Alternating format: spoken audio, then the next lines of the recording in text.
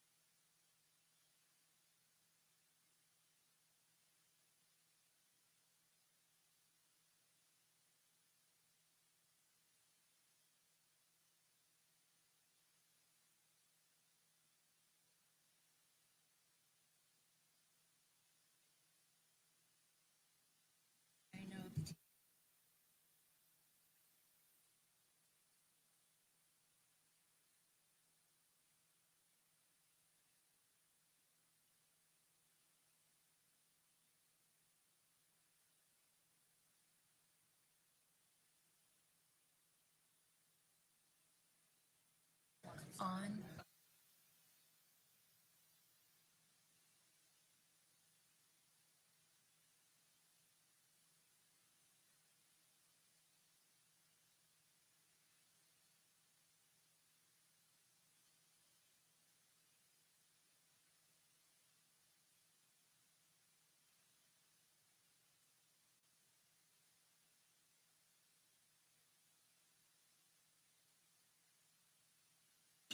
On, and then you're gonna turn it off.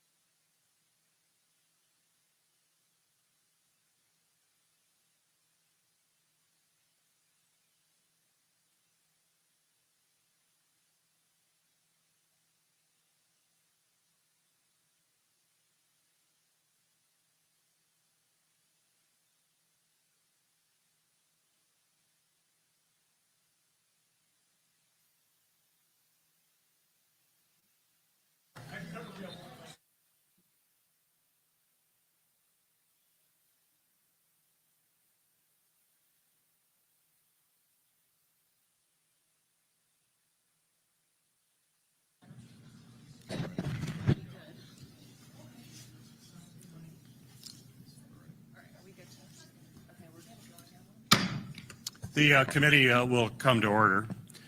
3 years ago, I was proud to join members of this committee to help lead a coalition of Democrats and Republicans to pass a historic new investment in our nation's infrastructure. Since then, the Infrastructure Investment and Jobs Act, also known as the Bipartisan Infrastructure Law, has begun to make a difference in communities all across our country. The Bipartisan Infrastructure Law didn't just give us the chance to fix our roads and bridges. It has also expanded access to high-speed internet, upgraded railroads and airports, delivered clean water to countless families, and made critical progress in the fight for a clean energy economy. Those investments have already made an impact here in Michigan. So far, this legislation has funded more than 500 individual projects. And I've seen these benefits firsthand and heard from constituents who are grateful for these resources. Our airports, from Detroit to Lansing to the UP, have received funding to improve and expand their services. Our communities are building the electric vehicle charging stations that will power the future of clean transportation. And across our state, increased access to high-speed internet is providing Michiganders with new opportunities for education, healthcare, and innovation. And those investments have created thousands of good-paying jobs, and I would say union jobs across Michigan. Today, we will focus on the investments in our surface transportation, maritime, port and freight infrastructure and the impact that they've had across our state. In Bay City, the Lafayette Avenue Bridge is getting replaced after almost 85 years. Probably time for a new bridge after 85 years. No more piecemeal repairs. Instead, the Bay City community is going to get a brand new bridge that will bolster its local economy. In Detroit, MDOT is building a mobility and innovation corridor to drive innovation in transit and vehicle technologies. The city has received historic investments to make roads safer. New trails for pedestrians are being built as part of the Joe Louis Greenway, and the I-375 freeway is getting replaced with a boulevard at street level. In Detroit, Menominee, Monroe, and the Sioux Locks, key Great Lakes ports have begun to receive the support they need to shore up our supply chain, boost thank you, Captain, boost local economies, and strengthen our maritime infrastructure. I can tell you're ready for your testimony. In Kalamazoo, Pontiac, Sault Ste. Marie, and Jackson, the Bipartisan Infrastructure Law's RAISE grant program has kickstarted new projects that will improve pedestrian safety and access, transform downtowns, and reconstruct critical roads. And right here in Lansing, resources are going to projects to improve I-496 and US 127 to improve communities and connectivity to the rest of the state. These are just a few of the projects funded by the Bipartisan Infrastructure Law that we'll examine at this morning's hearing, and more are breaking ground each and every day. These projects aren't just building new infrastructure, but they're also improving public health, economic development, the future of clean energy, and so much more. And we're just beginning to see the full effect of this legislation. That's why our work is far from over. The next step is to understand the details of how this law has been actually implemented. And we want to hear directly from local stakeholders, the people who are on the ground seeing these projects up front and close. This won't just allow us to better utilize resources of the Bipartisan Infrastructure Law, but it'll also lay the groundwork for future legislation and help us understand where we are still falling short.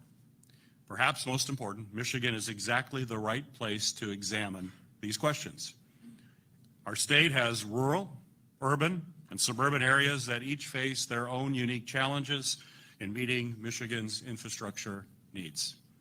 And as a hub of domestic manufacturing, our state's industries serve millions of individual customers and play a critical role in protecting our national interest. The strategic supply chains that run through Michigan rely on road, rail, and maritime infrastructure to deliver each and every day. And as Great Lakes State with an international border, our maritime infrastructure is among the most critical in North America for trade and for commerce. And there is no state more fitting than ours to hold the Senate Commerce Committee's first hearing on the implementation of the Bipartisan Infrastructure Law. This morning, our panel of expert witnesses will share essential insights into this legislation. They'll help us understand how it must be implemented to meet infrastructure needs here in Michigan, as well as all across the country. So I want to thank each and every one of you for being here today, and I certainly look forward to a very productive conversation. Our first witness is Brad Wiefrecht. Mr. Wiefrecht serves as the Director of the Michigan Department of Transportation. He has served the department for nearly 30 years in several capacities, most recently as the Chief Operations Officer and Chief Engineer.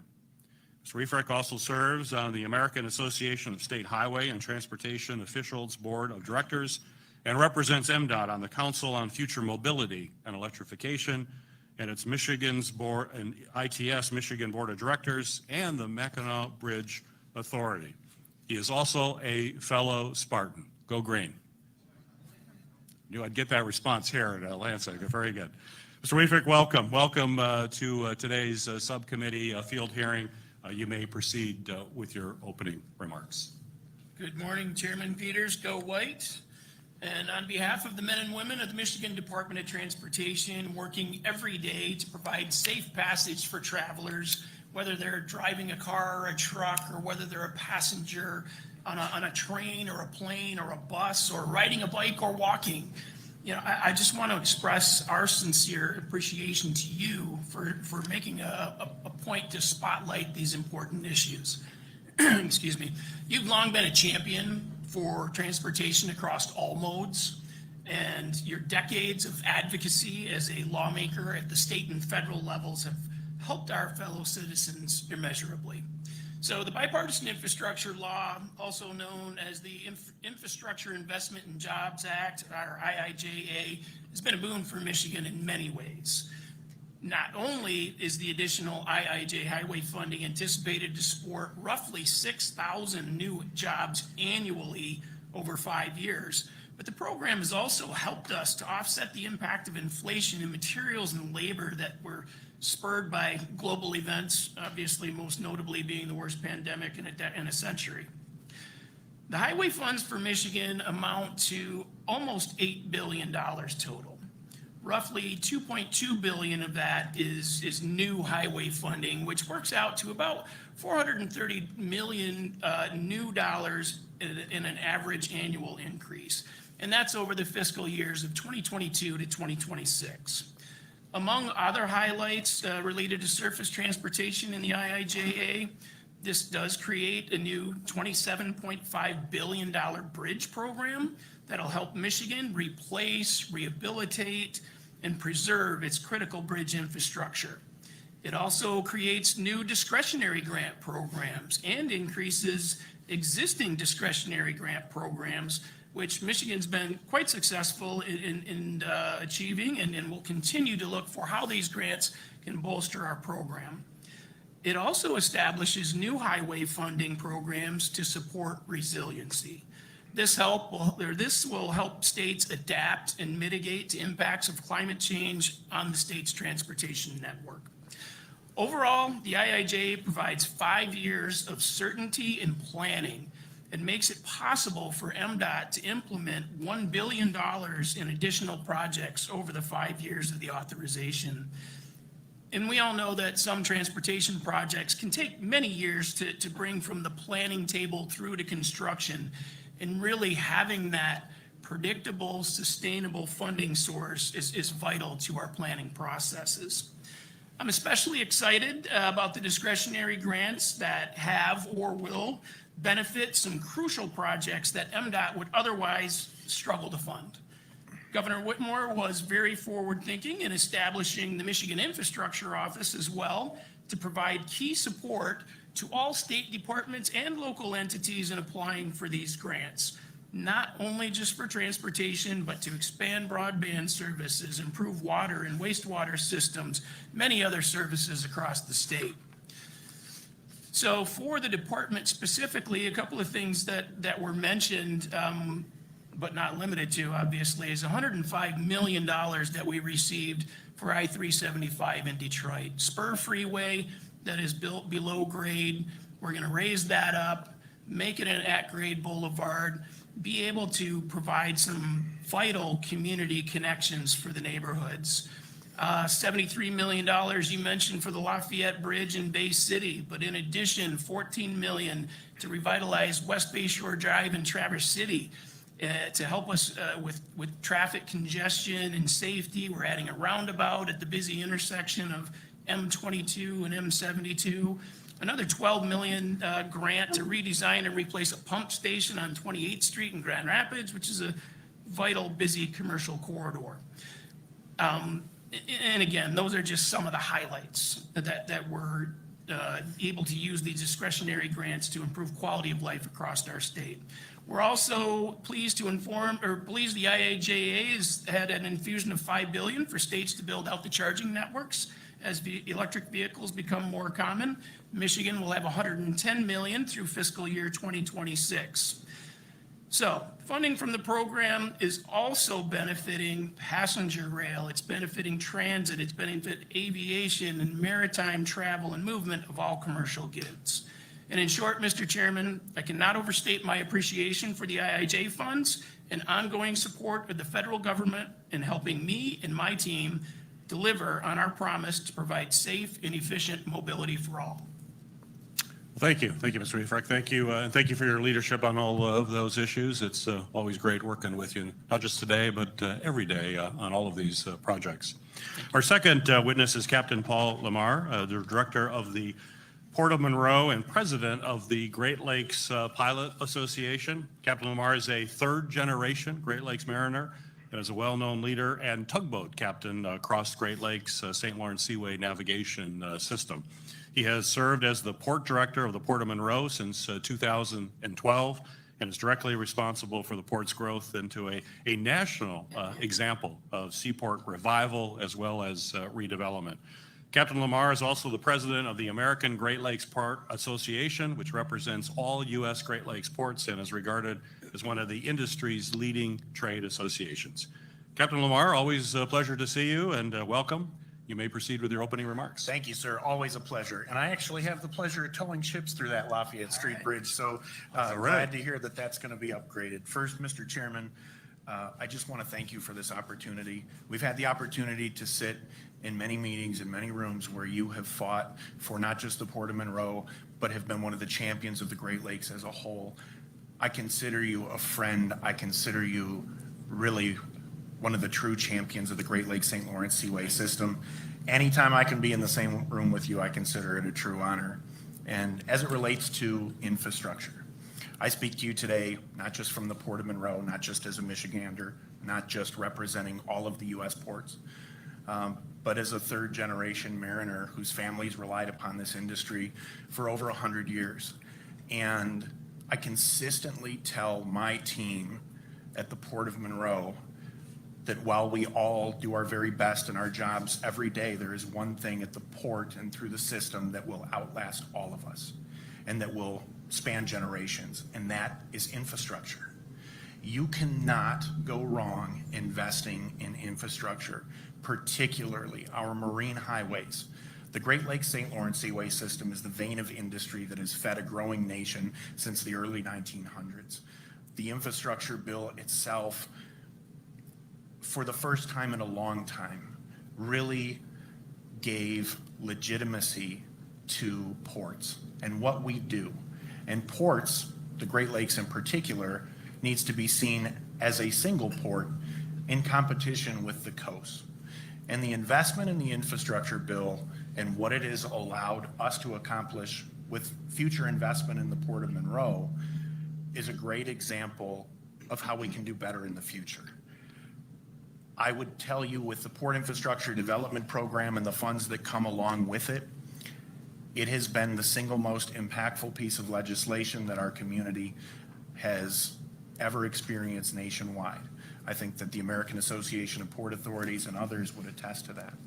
Of course, our business is multimodal.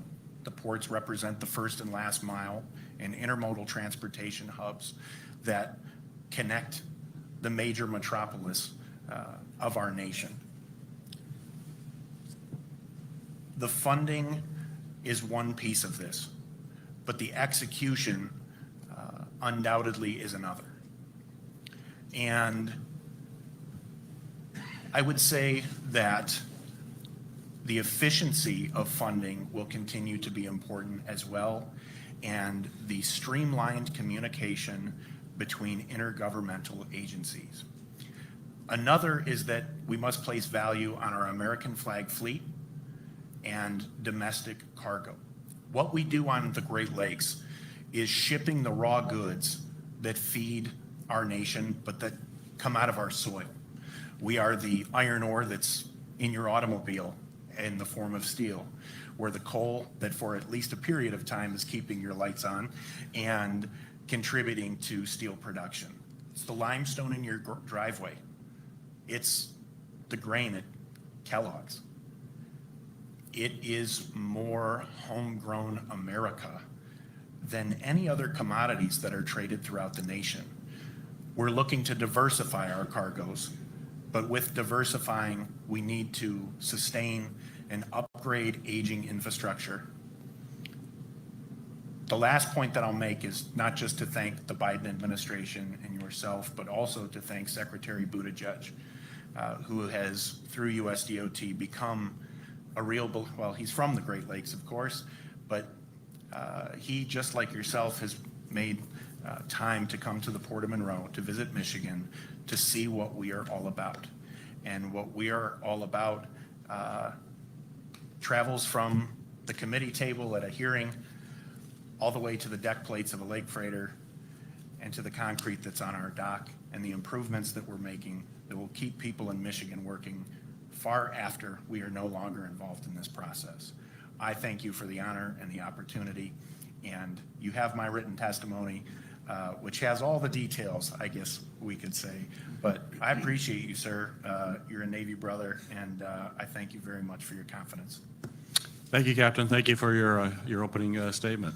Our third witness is Marty Fitante, who serves as the Chief Executive Officer of Invest UP, the Regional Economic Development Organization of the Upper Peninsula.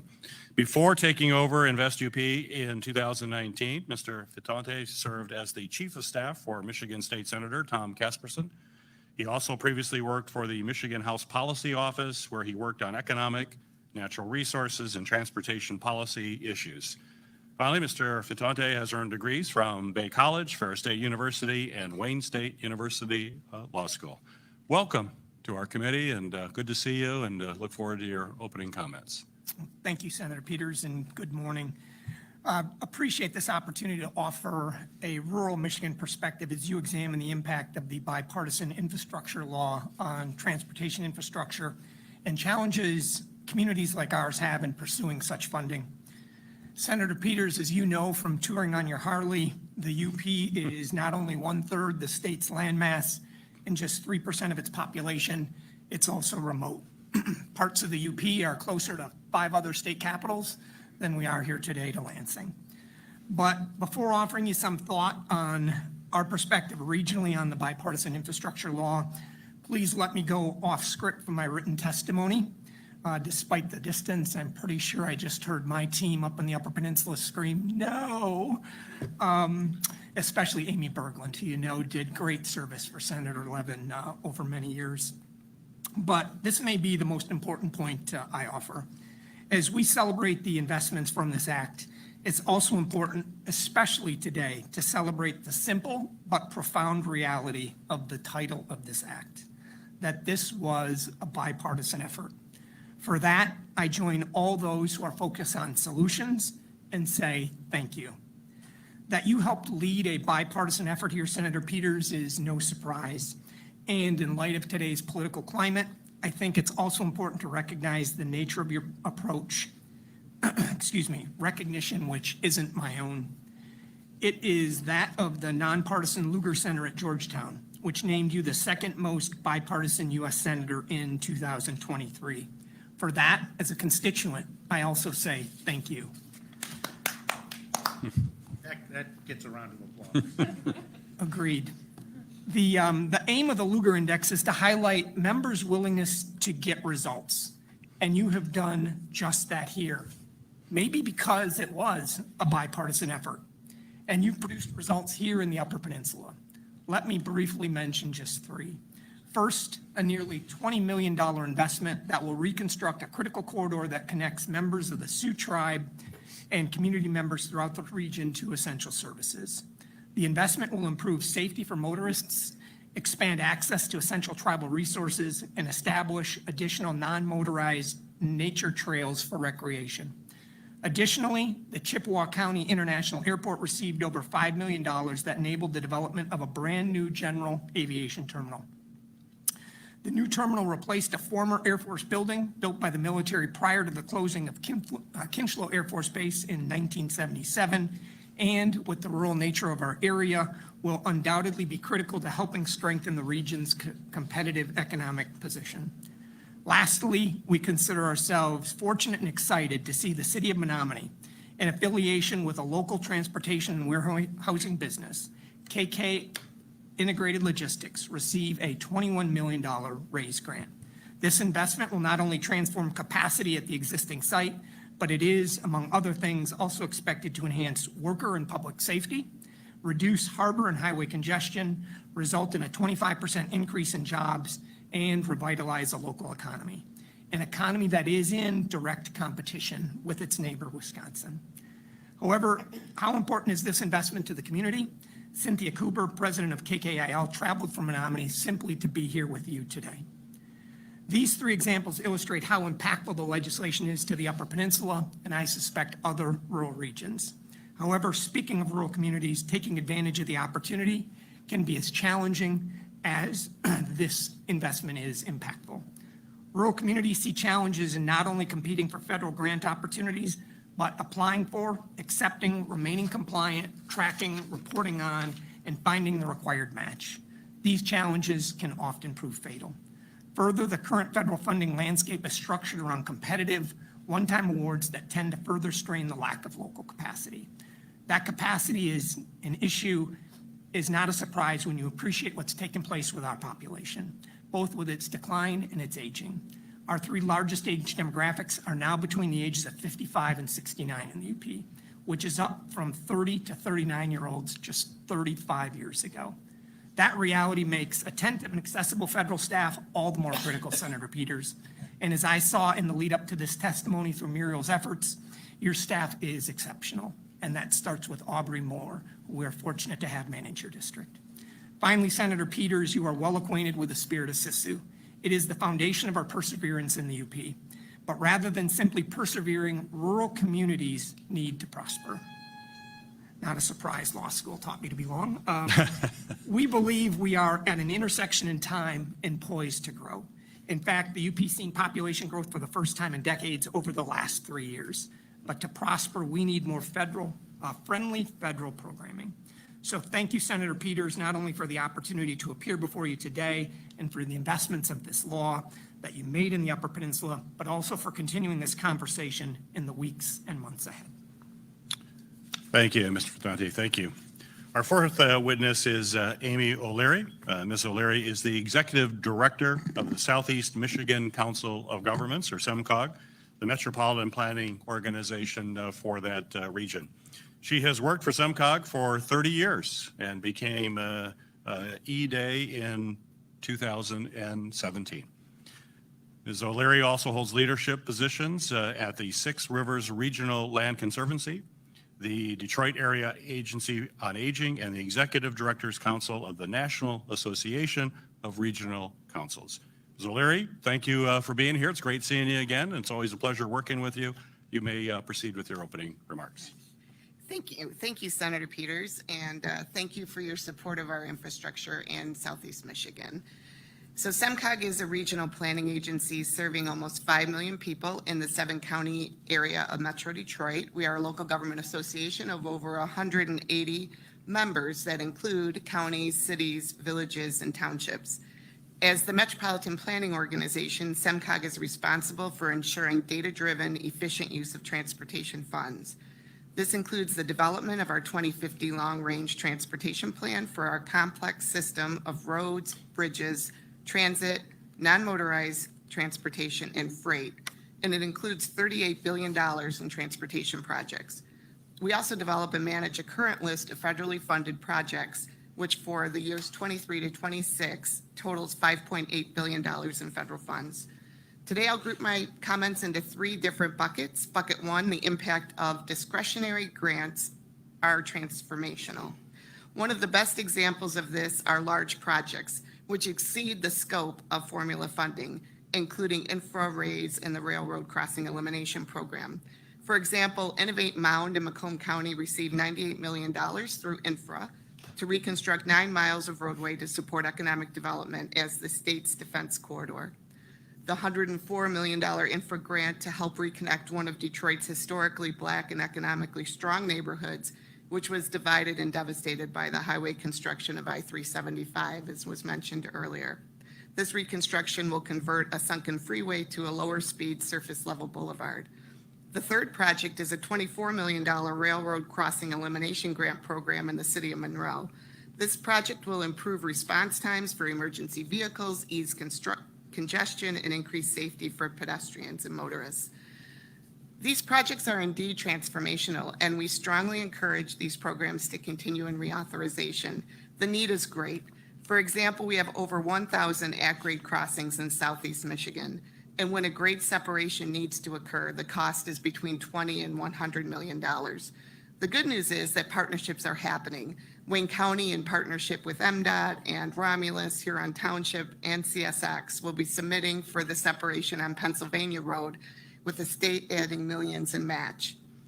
Discretionary funds are also essential for emerging issues, such as addressing flooding through the PROTECT program and addressing the devastating spike in fatalities on our roadways through the Safe Streets for All program. Safety is one of the several issues best understood and addressed at the local level. We have one fatality a day in Southeast Michigan. Last year, 100 of them were either pedestrians or bicyclists. In response, our region has aggressively pursued funding to tackle this issue, and we received over $80 million in planning and construction funds. Reauthorization of the program should consider this national crisis and move Safe Streets for All to a formula program. The second bucket is the critical role of formula funds. The majority of Southeast Michigan's 25,000 miles of roads and almost 3,000 bridges rely on formula funds. The consistent funding source is essential for implementing advanced planning and data-driven approaches. While discretionary funds have been transformational, time and financial resources, each in short supply for local governments, are needed to compete for these funds. To more effectively allocate resources and enhance the nation's transportation systems, a balanced approach is needed. The balanced approach should increase formula funds. Our roads and bridges continue to be in disrepair despite significant investments in recent years. For example, depending on the ownership, our road conditions receive a poor rating from 22 up to 47% of our roads. Local and county roads are by far in the worst condition, which threatens our economy as well, because over 1,500 miles of them are freight and truck routes. The third bucket is the critical role regions and MPOs play in the process. Regions ensure a data-driven approach occurs, including project selection for these formula-based funds. That's over $1 billion annually.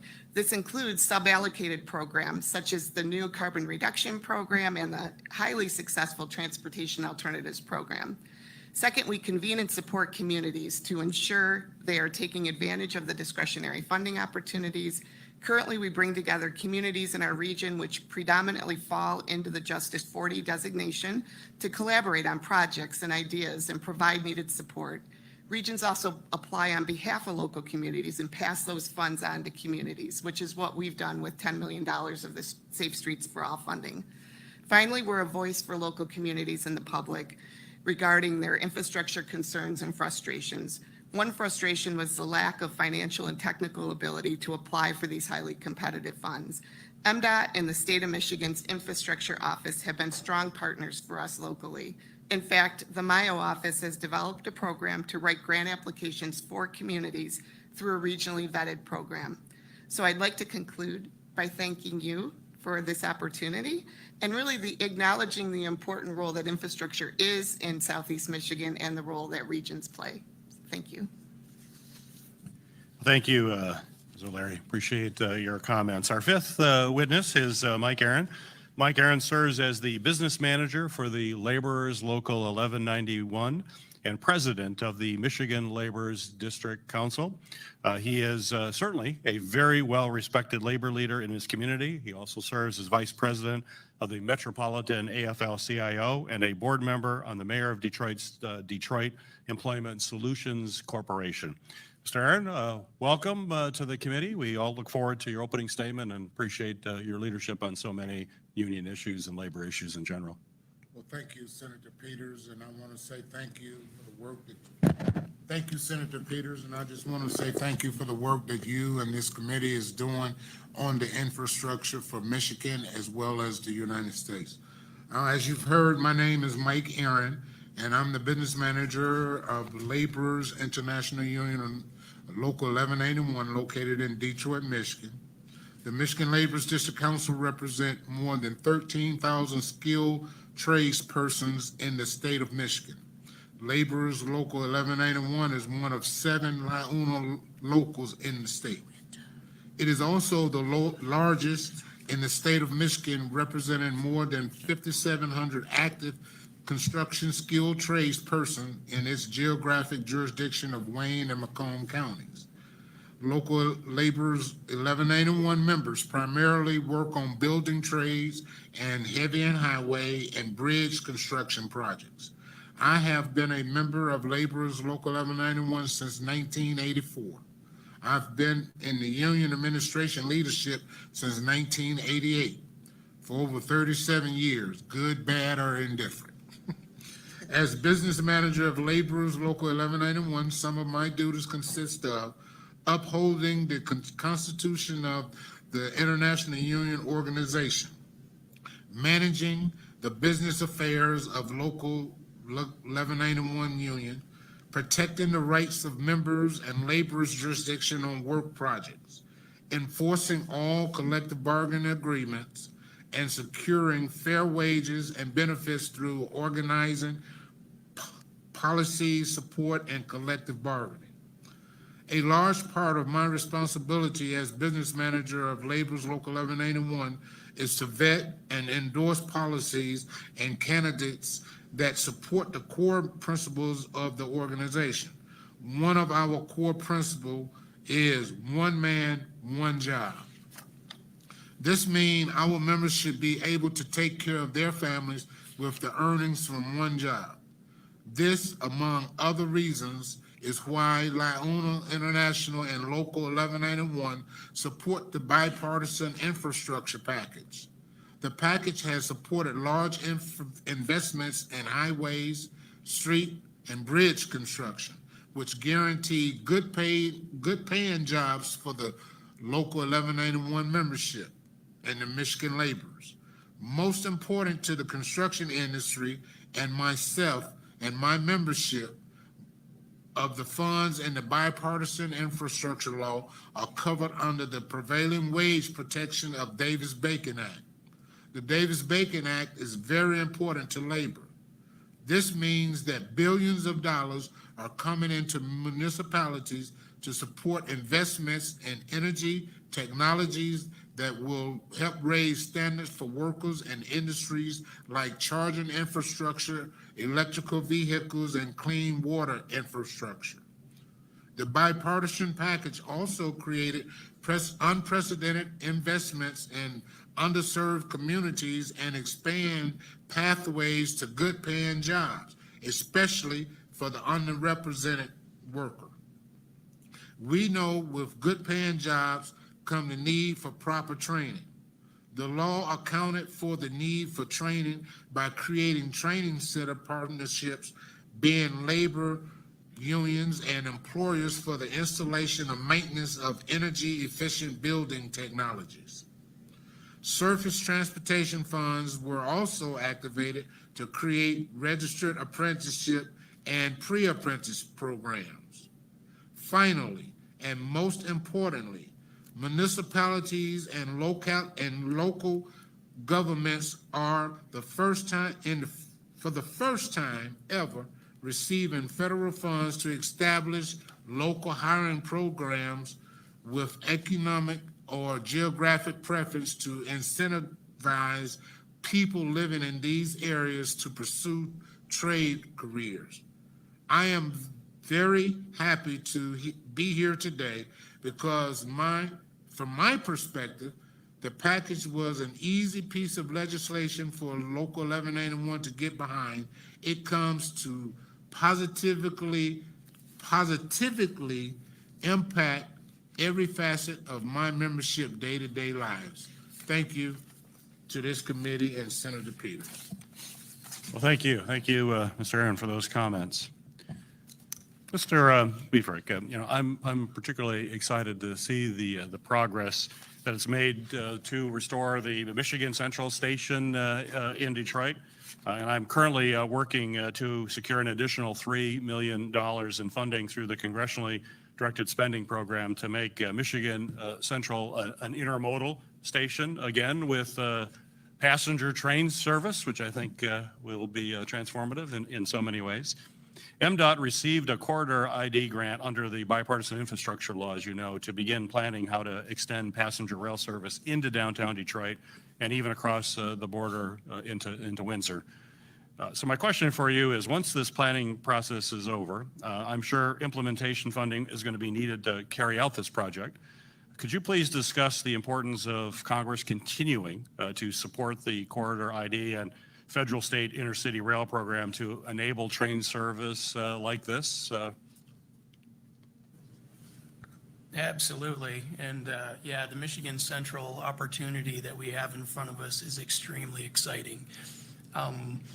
I'm a transportation person, obviously, but when I see the opportunity for us to be able to connect so many modes together, it just makes sense. So the idea at Michigan Central would be not only to have passenger rail service back through there, but also connect with our intercity bus systems along with the local transportation systems to create, and really build out and maximize our network as a whole. You mentioned the Corridor ID grants that we're very appreciative of. We actually have Corridor ID work, which is identification and development work that we're doing on all three of our passenger rail services from Grand Rapids and Port Huron and Detroit to Chicago. In addition, we're actually supporting an Ohio grant that's looking at traveling east out of Detroit down towards Toledo and Cleveland. So obviously, we've gotten through step one in the Corridor ID process in getting our grant agreement set up. Federal Rail, our FRA, has been extremely helpful. We have a very good working relationship with them. Look forward to continuing that. I think you mentioned the importance of continuing this. Yeah, we're in study phase right now. We're looking at the opportunities and what could be, but we are going to need the resources to be able to actually implement the things that we know will allow those projects to get completed, to opening the doors to greater reliability and better service and expanded frequencies. So we're very much looking forward to what's next, especially for the Detroit to Windsor connection that we're talking about, working with Amtrak and Canadians via as well. And we really look forward to that. I think one thing I would like to mention, and it is a bit of a challenge, is that there isn't any formula funding available for passenger rail. And as I'd mentioned in my opening remarks, the more certainty we have around that, the better we can be at planning and most efficiently actually delivering those projects. So, thank you. I just follow up. You mentioned about Windsor involved, which is interesting. Being on an international border makes it a particularly interesting project. But that could also add some complexity to everything. So my question for you is, has MDOT received sufficient interagency coordination to carry that out, particularly given the fact we've got an international border? And is there any additional support, either related to that or any additional support that Congress can lend? Yeah, I really appreciate that offer, but to this point, we've actually had very good coordination, both with the federal partners and with our Canadian partners. So it's still a concept right now that's gaining momentum, and as we need assistance to help us with some barriers, we'll certainly reach out. Great. Captain Lamar, the Port of Monroe is vital to the Great Lakes shipping network and the country's supply chain as a whole, and I don't need to tell you that. You tell me that every opportunity you get to do that, to ensure that efficient transportation of highly diversified cargo. You mentioned your opening comments: limestone, asphalt, steel coils, wind energy components. The list can go on. And that's certainly why I was happy to support your $11 million award through the Port Infrastructure Development Program. It's also PIDP to drive the upgrades. But I understand that these improvements include the rehabilitation of operating areas responsible for exporting wind energy components, a key part of the Port of Monroe's operation as the county's only port host to wind manufacture. So my question for you, Captain Lamar, is could you expand on the ways in which the PIDP grant helps ensure a robust and resilient supply chain and ensures that the port can meet the growing freight volumes in critical sectors such as agriculture, construction, and clean energy infrastructure? You've got a lot on your plate. Thank you, sir. We see the Port of Monroe as the gateway to Michigan ports. We're the first stop. As Michigan's gateway port, we believe that we're the front door to the intermodal transportation in the region. The infrastructure bill and what it will do through PIDP for the Port of Monroe will not only rehabilitate infrastructure that was constructed in 1932 when the port was created, but it will also expand our ability and connectivities to other modes. Ports in general, the Great Lakes state, of course, having more ports than any other state in the Great Lakes St. Lawrence Seaway system, were built up in wartime above anything else. And the maritime industry as a whole is often overlooked because, quite frankly, we have such little impact on the public. People sit at rail crossings, they see trucks on the highway. The ships come and go in the night with the least environmental impact in existence to move the most tons per mile with the least environmental footprint. At the Port of Monroe, enhancing our ability to handle both domestic and international freight, and also bolster existing state and federal investment. As you mentioned, the Port of Monroe is home to the only wind tower manufacturer in the country located at a port. I can tell you that at the height of the pandemic, the Port of Monroe had its busiest season on record. And that was because the port, serving as a regional distribution hub for General Electric Wind, was both manufacturing and sending out wind towers, but also bringing in additional wind towers from Canada, and also by rail, bringing in the hubs and nacelles and serving as a distribution point for all of those components. Having the ability to utilize the port's infrastructure, which in that case was funded through the state of Michigan, was critically important. And this investment will represent the single largest investment in the Port of Monroe's history. I speak to you today, though, not just as the Port of Monroe, but as the American Great Lakes Ports Association as a whole.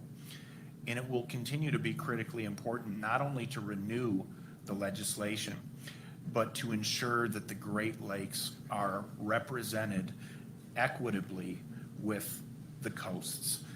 Because as it stands, it's been a much smaller percentage that has gone to Great Lakes ports than that of our coastal competitors. However, while there's room for improvement, it undoubtedly is going to pave the way for the most significant enhancements that our port and others around the system have ever seen. Right. There's no question we have to make sure our coast is represented there, and we'll continue to fight. I always say we have the East Coast, the West Coast, and the best coast. Amen. So we're gonna be fighting for That the gets best. an amen for We'll sure. be fighting for the best coast. Mr. Fittante, as you discussed in your testimony, the ability for rural areas to compete for federal funding can be very different from both suburban and urban jurisdictions. And the substance of the infrastructure needs themselves are also very different as well. So if you could expand for the committee on how infrastructure needs differ in the Upper Peninsula specifically, but also what types of infrastructure are most needed, and finally, how has the bipartisan infrastructure law supported those needs? And equally as important, what do we need to be doing in the future to build on what we have done so far? Well, thank you, Senator. I guess I would look at it in two ways. I think, first of all, the act addressed some unique needs in the Upper Peninsula very well. We certainly have a need for broadband, as other communities do, but particularly acute and rural communities. And the act is followed on to some of the federal investment that's already making meaningful difference there. Additionally, when you look at what the act does around reclamation of mines, again, very important for the legacy that we have around abandoned mines. And then additionally, it provides for EV chargers. I think from our perspective, maybe there's a little bit different way to look at that type of investment and how that's unique to the Upper Peninsula. And as we look to electrify, what does that mean towards outdoor recreation, and what's going on with outdoor recreation mobility? And do you electrify trails along those ways? You know, we see, as I talked about population, great opportunity around water, climate, and outdoor recreation. And if you look at Bentonville, Arkansas, as an example of that, they credit their focus on outdoor recreation to attracting 1,000 new people a month to that community. And if Bentonville can do that, we should be eating their lunch in terms of what we have with regard to the topography, the geography, and the climate around outdoor recreation.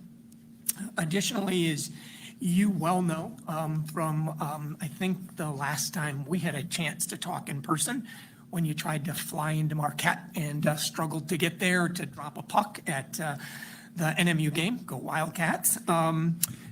Air service is a critical need that is really challenged regionally. And I think from our perspective, we've got to figure a way to address that issue because it is so critical. From our lens, it's not a transportation issue alone, it's really an economic development issue.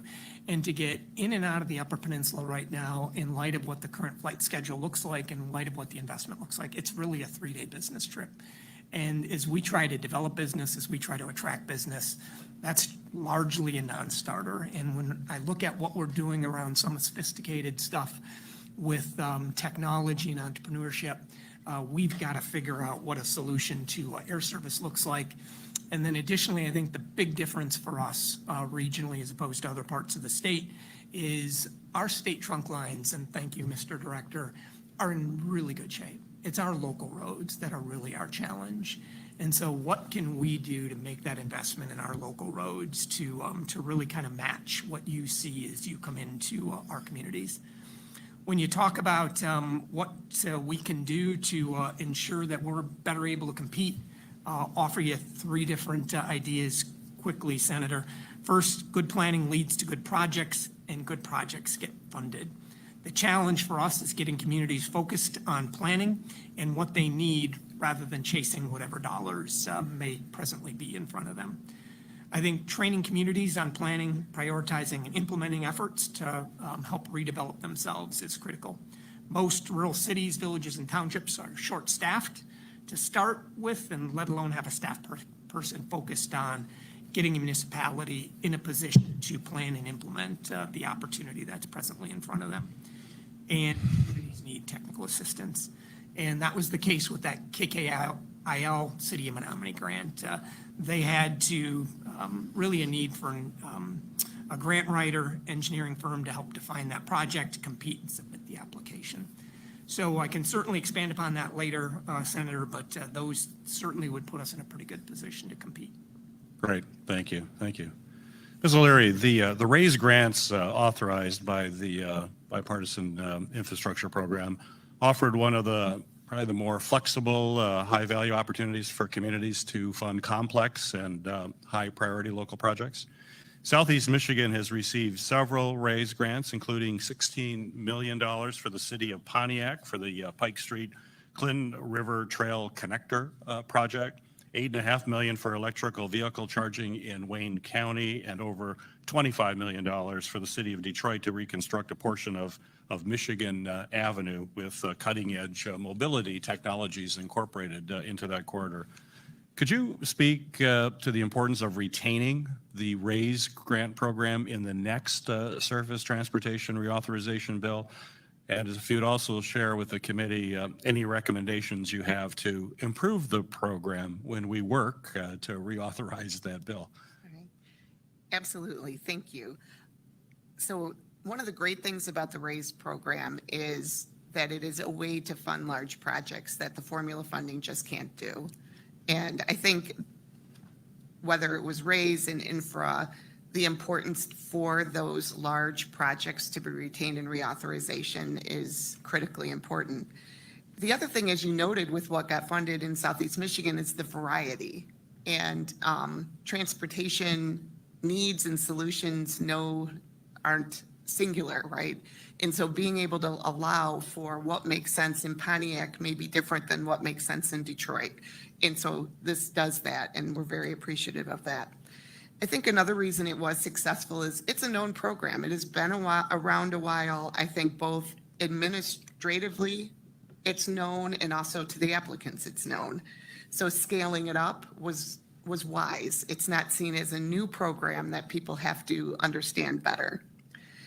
because it's such a large amount of dollars, I think the applicant is pretty flexible with doing their best with meeting timelines and other requirements. But I do think there are some things that we could do a little bit better. And one is, if partial funding is awarded, to really work with the applicant about what that means.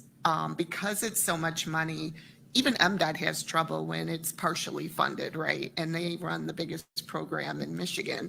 So when a smaller community would receive partial funding, their avenue to add to that pot is pretty limited. So that would be one recommendation.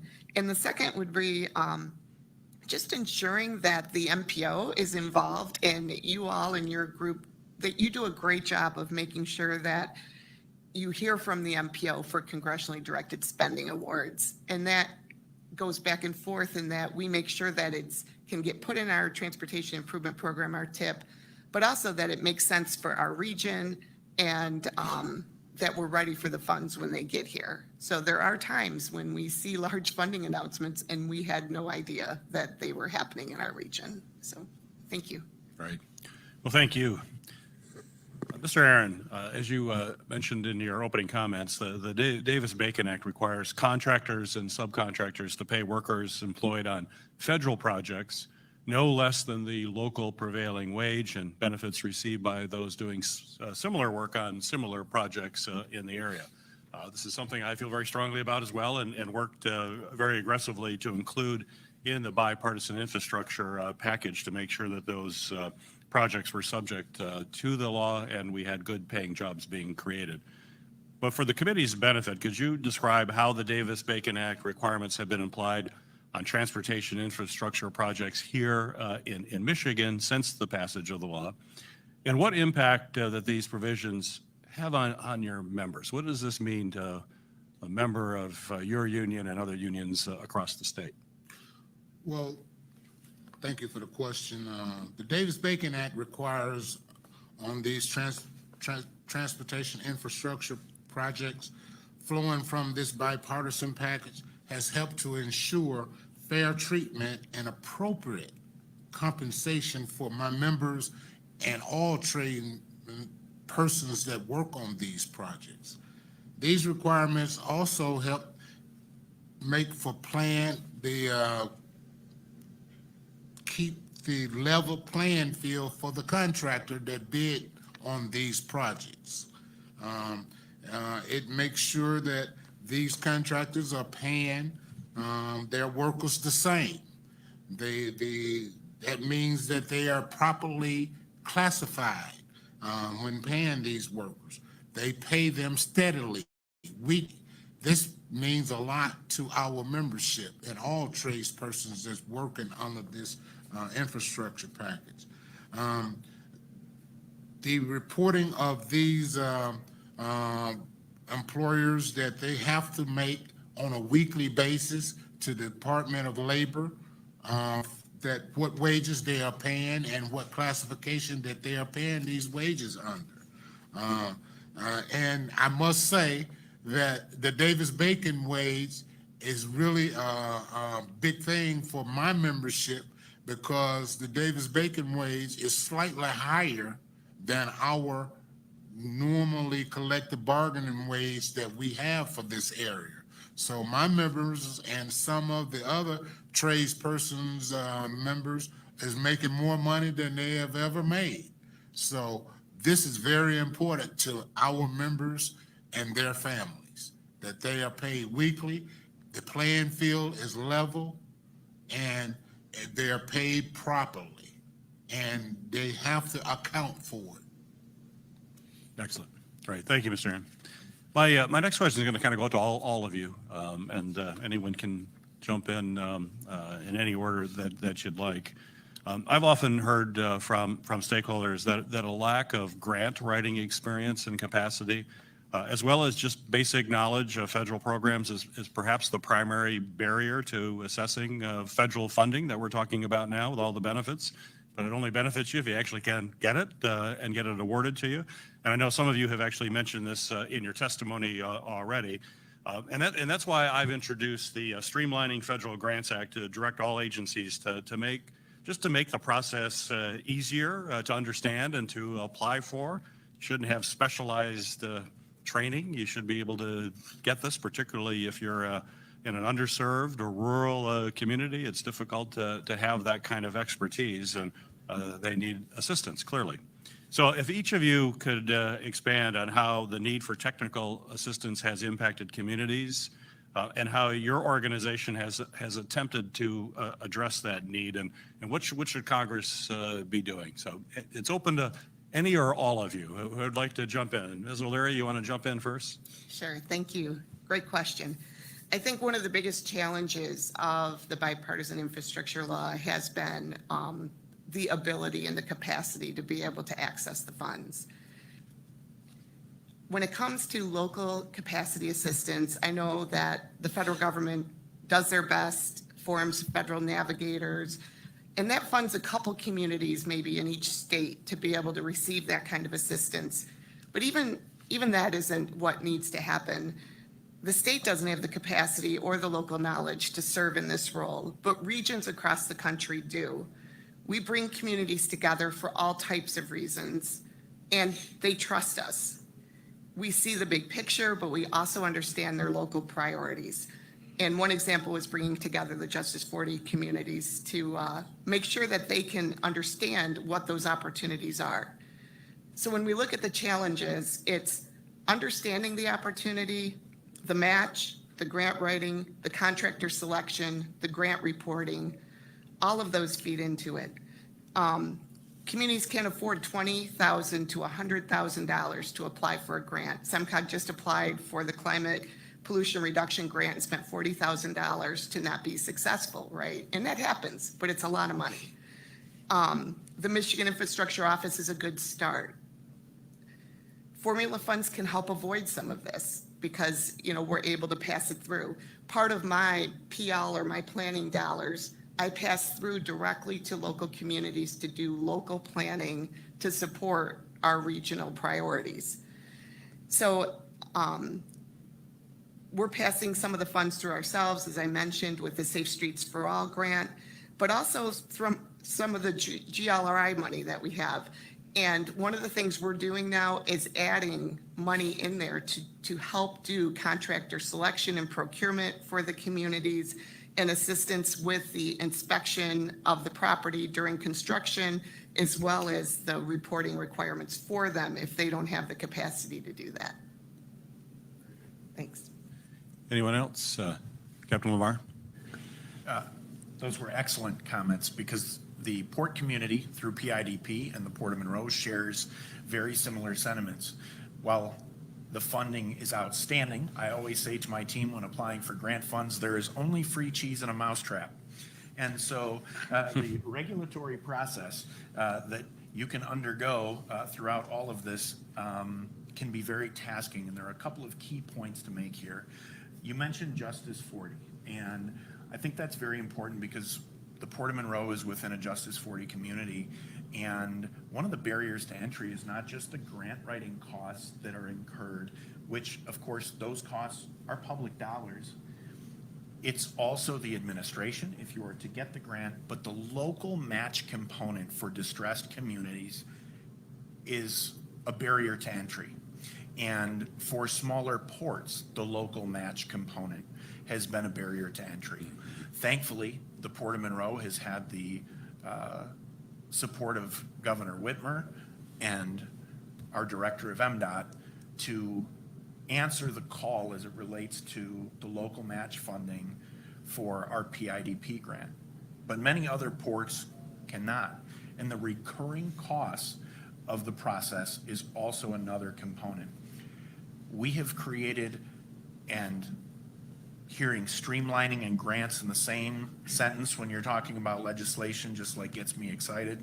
So streamlining that process, because what we've created is a cottage industry of regulating, monitoring, reporting, and following up on the funds that we received. And what we want to see is the efficient and cost-effective implementation of these grants, but also the construction of that infrastructure. We want to see the public dollar go as far as possible, and the current process needs improvement. Great. Mr. Weaver? Sure.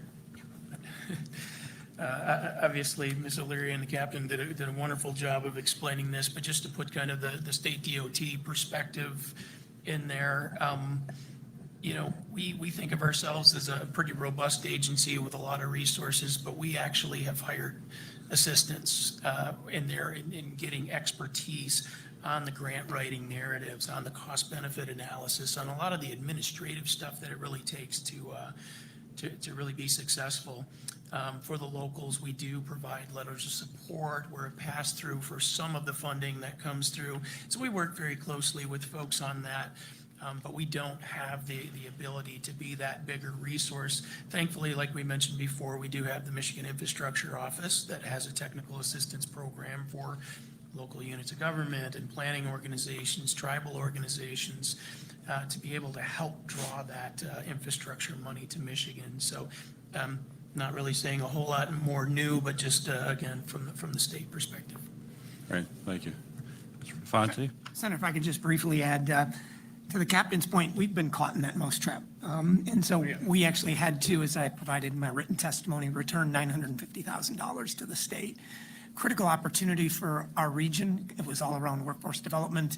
And unfortunately, it was pass-through dollars. And we just could not, after nearly a year of sustained effort, figure out how to navigate that to get those dollars in partnership to one of the 6 higher education institutions in the UP. And I think the points have been well made. Let me just offer you one example of where I think opportunity is, and it really gets to the point Ms. O'Leary made about empowering regions. We've been fortunate to have a great partnership with the Michigan Economic Development Corporation and have been entrusted with some funds from them that are really not prescriptive. Part of what we've done with that is to try to tackle this issue around capacity and technical assistance. And in partnership with Northern Michigan University, we pushed $200,000 into a partnership that essentially creates a fellows program, where we take a master's level student, we pay that student on behalf of a local municipality or a nonprofit, and we embed them with that nonprofit or local municipality. CDEM does something similar.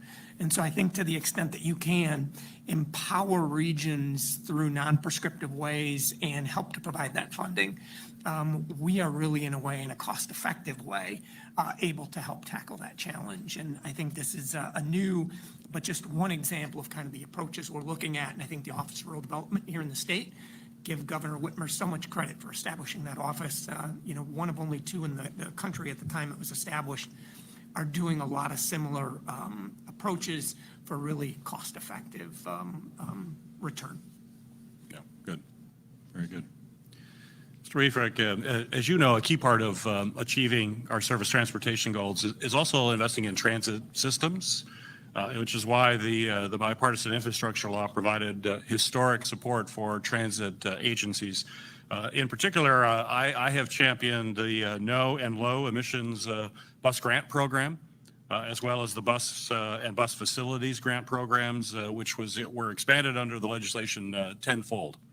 In Michigan, these programs not only benefit our environment and transit-reliant communities, but they also support manufacturing jobs here in Michigan in the commercial vehicle supply chain, which is significant.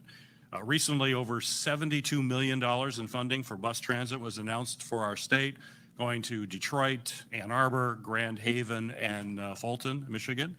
So my question for you is, would you please describe what MDOT's role has been in supporting these transit agencies from the state's perspective, and any recommendations on how we should move forward with these programs? Yeah, certainly.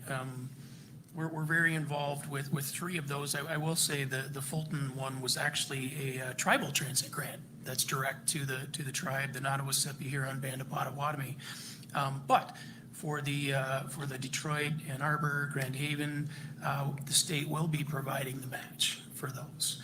And we will also be working closely with those entities to make sure that they're following the federally compliant procurement procedures. You know, we kind of go back to some of the rules and regulations. If you don't use them all the time, there's things that locals are going to need is support to make sure that, that things don't get jeopardized. So we're very happy that we got these, these urban agencies that have received these Lono grants. We will say, however, that we have tried to support some of the local or the rural agencies. And we've kind of coordinated an application, a single state DOT coordinated application for the rural agencies. We've talked to FTA, tried to get advice about what's going to be competitive, and we just haven't gotten there yet. So the urbans, it's great.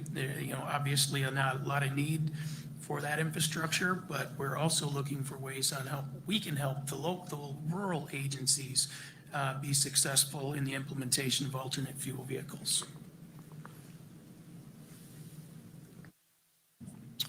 Thank you, Captain Lamar. I want to follow up on your point about the Great Lakes receiving more PIPD funding. As you're well aware, millions of tons of maritime cargo are moved through our Great Lakes ports. However, as you mentioned, in the 2023, the Grant Lakes ports received only 2% of the PIDP grants nationwide, despite this tremendous volume coming through. So, Captain Lamar, can you expand on why it's essential that Great Lakes ports start receiving their fair share of this program, and what changes MARAD and Congress should consider to make this possible? You're getting my heart going, sir. I know. So here we go. Get your adrenaline moving. Yes, sir. You better believe it. The reason that the Great Lakes should receive their fair share of Port Infrastructure Development Program funding is that we are talking about the heartland of America's transportation network. We are talking domestic goods that are critical to keeping our economy going. While investment in our coastal ports is important, investment in an unbalanced manner, to the extent that it is subsidizing a foreign transportation network. Ultimately, we are subsidizing the infrastructure to bring in Toshiba TVs versus moving Michigan soybeans. Ultimately, the Great Lakes, whether it is a set aside and or an equitable percentage, should be on a level playing field with the coast. We are American manufacturing, we are American flag shipping, and it's very important to look at what are the induced effects, what are the geopolitical implications, and what are the outcomes to the general public? How are these dollars ultimately affecting American citizens across the dock in the towns that they live in? Thank you, Mr. Fitanti. I was so pleased to support the City of Menominee's application for a raise grant award of over $21 million for the Port of Menominee, operated by KK Integrated Logistics. It included the installation of rail infrastructure that was needed to transport freight from the harbor to customers all around that region. The Port of Menominee is a key gateway for renewable energy into the Midwest after making a significant investment to handle the wind energy shipments coming in there. So my question for you, sir, is could you speak to how success of this grant and the Port of Menominee opens commerce to rural areas all through the upper Midwest, but in particular to Michigan's great and wonderful Upper Peninsula? And also, what lessons do you think future UP Raise Grant programs can learn from that successful application? How can we replicate that? So unfortunately, Senator, when we talk about capacity, we were not alongside the City of Menominee and KKL for this grant other than supporting it where we could. But the real work was done by both the city and KKL and Cynthia and her team. And I think the lesson that I take away is you have really dynamic leadership there, particularly with Cynthia Cooper. And as you're traveling on your Harley, I really urge you to visit and hear the story of how they persevered through just a devastating fire. It is absolutely worth your time to hear that firsthand. In addition to the remarks I made, Senator, in my comments about what the grant will do, let me offer you 5 other specifics. It'll enable Menominee to improve and expand the port and the dock wall. It enables berthing of multiple vessels simultaneously versus vessels having to wait and anchor at another port. It increases opportunity for increased commerce in the port, benefiting the immediate and surrounding economies and businesses. Of course, it increased commerce equates to increased jobs and employment opportunities at KKIL and other supporting supplier companies. Additionally, it will benefit related uses at the KKIL dock to support Fincantieri Marine, the largest employer in the region. 42% of its workforce comes from the Michigan side, and therefore the U.S. Navy and DoD. Fincantieri has partnered with KKIL for decades to dock vessels on their dock during times of overcapacity and launches. And then lastly, the improvements the grant makes possible enable KKIL to transport increased levels of cargo on waterways and rails, decrease truck transportation, thereby decreasing CO2 emissions. Right, right. Ms. O'Leary, the law provides a number of types of funding, as you well know, formula and discretionary grants, some of which, though, can be applied for regionally or locally. Would you please discuss some of the advantages and disadvantages of programs allowing regional or local applications instead of solely through the State Department of Transportation? And do you think that the bipartisan infrastructure law strikes the right balance on this front? Our director may want to hear this answer. I know, right? Well, I want to say. He's first- taking notes right now. Yeah. First, I want to say MDOT's a great partner to SEMCOG and to the regions, really and truly they are. That being said, I think there are benefits to directly allocating funds, both the formula funds through TAP and carbon reduction, as well as the discretionary opportunities such as Safe Streets for All. When it comes to certain issues, such as safety on our local roadways, our communities know those issues the best. And so being able to work directly for applying for the funds or having that sub-allocation process is really a huge benefit. One of the disadvantages, like we've talked about, is really the cost to apply. From a regional perspective, it's been interesting because some of the programs, once the locals receive the funding, aren't required to be in the TIP, even though they're federal funds. So sometimes for regions, it's hard to know, again, what got funded. We as staff really work as the region to work one-on-one when we have those sub-allocated funds. So for TAP or carbon reduction, we go out and meet with communities, talk about the programs, and be able to provide that technical assistance in a better application. And then we, as a region, have an elected official board that make all of those grant decisions for us. I think that is harder to do at the state level. Great, thank you. Mr. Aaron, as we've discussed today, the infrastructure law invests in a broad range of projects employing many trades, including the ones you represent. It also, though, which I think is significant, for the first time ever, allowed the use of surface transportation funds for the establishment of registered apprenticeship or pre-apprenticeship programs. The need for skilled workers is critical right now for the success of this project as well as for our economy. So my question for you, sir, is how are different unions, building trades, operating engineers, laborers, and all of our trades working to create and strengthen workforce pipeline for these projects, including using these funds for apprenticeships and pre-apprenticeship programs so we have more workers able to do this critical work? Well, first of all, I would like to acknowledge that the building trades, including the laborers, understand the unique challenges construction employers have and is facing with meeting their job demands. But I feel, and I believe labor feels, the building trades, the answer to these challenges that employers face is and has always been registered apprenticeships. All of the Michigan building trades, including the laborers, offer DOL-approved registered apprenticeships training. These apprenticeship programs not only get employers the high-skilled labor they need, that they also give people the skills they need to feed their family and maintain their place or achieve their place in the middle class. It's the most proven career pipeline for tomorrow's more diverse, and equitable workforce. Currently, the building trades, got apprenticeships, applications for general laborers, cement masons, bricklayers, carpenters, electrical workers, plumbers, pipe fitters, operator engineers, painters, sheet metal workers, roofers. We all are doing our best to get that career tradesperson in our industry.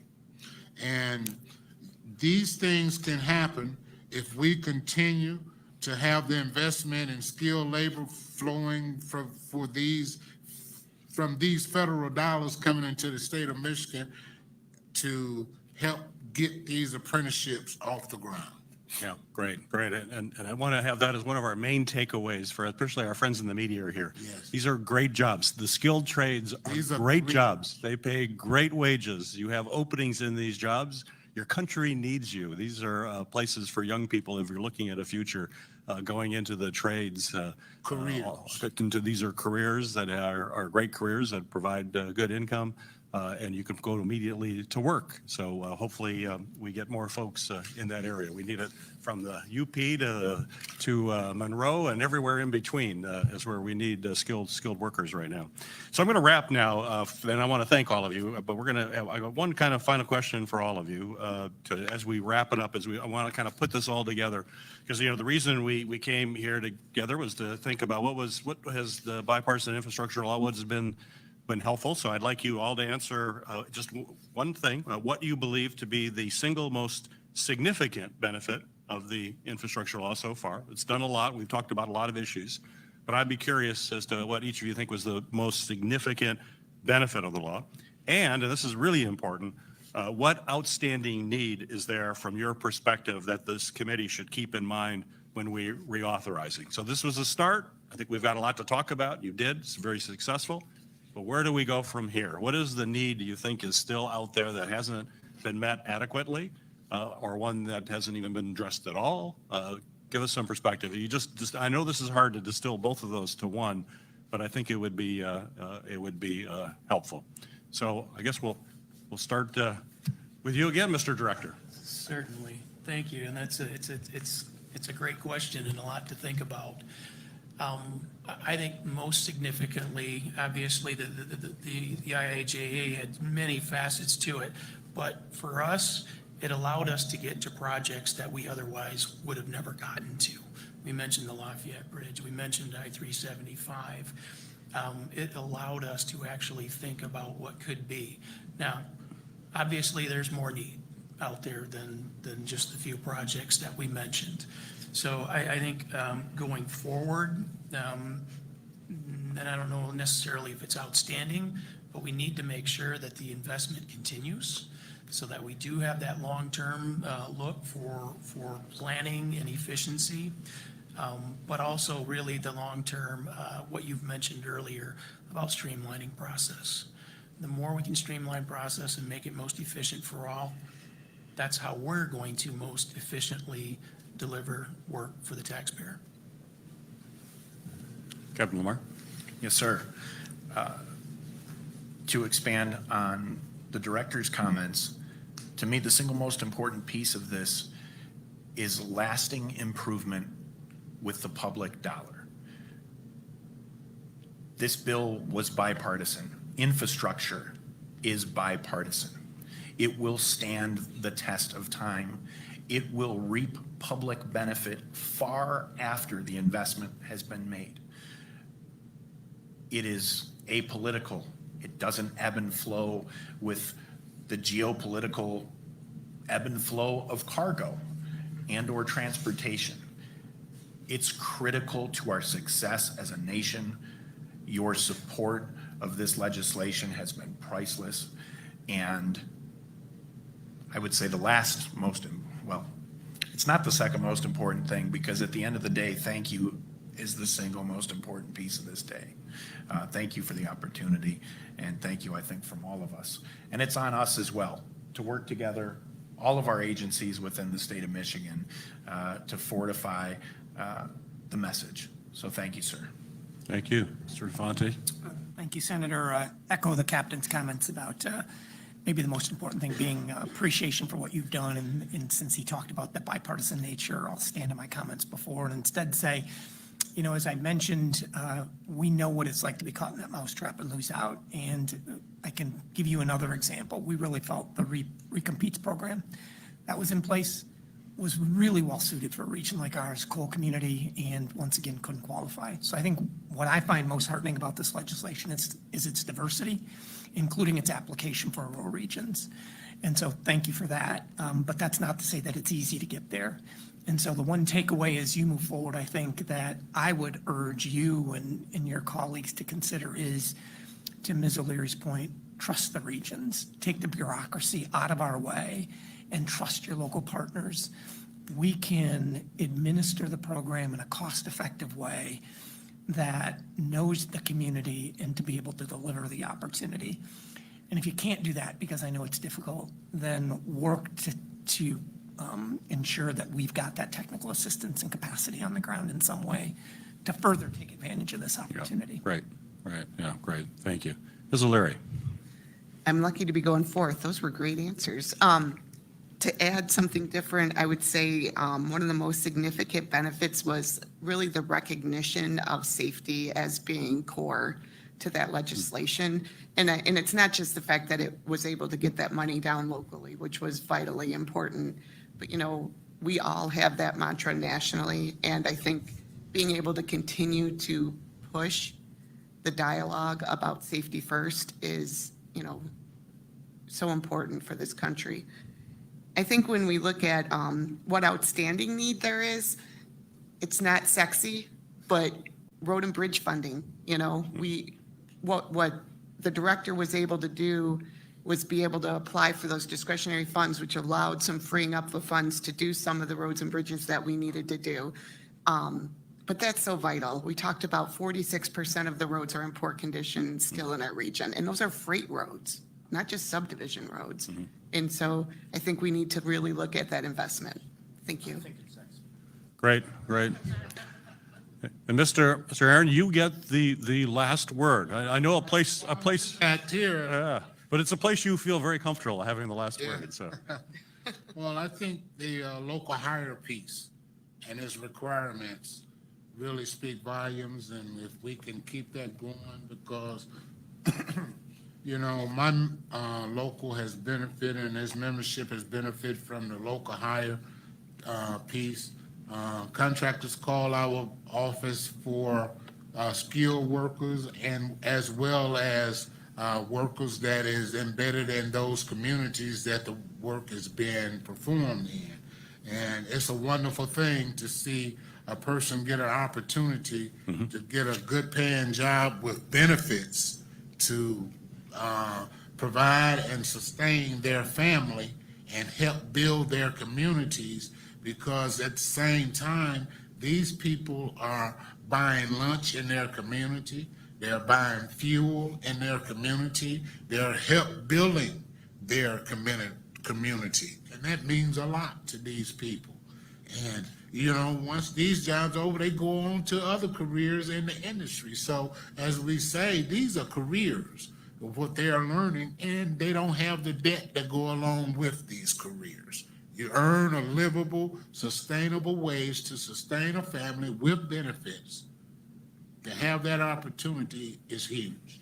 Thank you, Senator. Thank you for the work that you all are doing and will do to maintain this program. Well, thank you. Yeah, thank you, Mr. Aaron, and appreciate those comments. It was a good way to wrap up this hearing. But before I close, I just want to thank the Lansing City Council President, Jeremy Garza. I think Jeremy was here in the audience, and Mayor Andy Shore for letting us use their chambers here today, and for the opportunity to have this discussion. But I also want to thank our witnesses. Thank you. Thank you to all of you for coming in and taking a piece of all of your very, very busy schedules to offer this testimony, to give us your perspective. This is something that we're going to be continuing to work on for months and years ahead. This is not a job that is finished. It's nowhere near being finished. We've got a lot of work to do. I think I heard loud and clear from each of you that this was a meaningful step forward, and there's much to be happy about, but we also understand that it's a work in progress, and we'll all have to lock arms together at all levels of government, all partisanships, everything, put all of that aside. And ultimately, as Mr. Aaron said, this is all about people as well, and it's in the best interest of people and our communities as to why we make these investments collectively across all levels of government. And as taxpayers, though, they expect money to be used efficiently and thoughtfully and effectively, and having these oversight hearings allow us to continue to do that work that all of you do each and every day. So thank you. The hearing record will remain open for 4 weeks. Any senators who wish to submit questions or statements for the records should do so within 2 weeks by August 6th. Witnesses will then have 2 weeks or until August 20th to respond to any questions that may be follow-up questions to you. With that, this hearing is now adjourned.